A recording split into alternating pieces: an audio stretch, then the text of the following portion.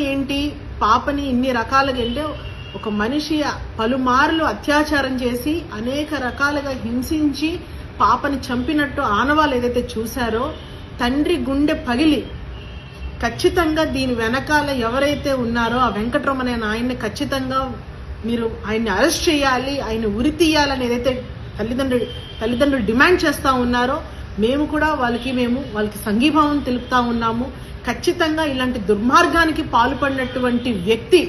ఖచ్చితంగా శిక్షించాలని కూడా మేము వైఎస్ఆర్ కాంగ్రెస్ పార్టీ తరఫున మేము డిమాండ్ చేస్తా ఉన్నాం. అంటే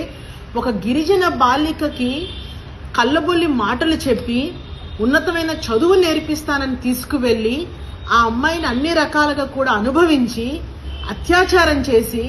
ఈ రకంగా చంపడం అనేది ఎంతవరకు న్యాయం అని కూడా ఈ సందర్భంగా మేము ప్రశ్నిస్తా ఉన్నాం. ఈరోజు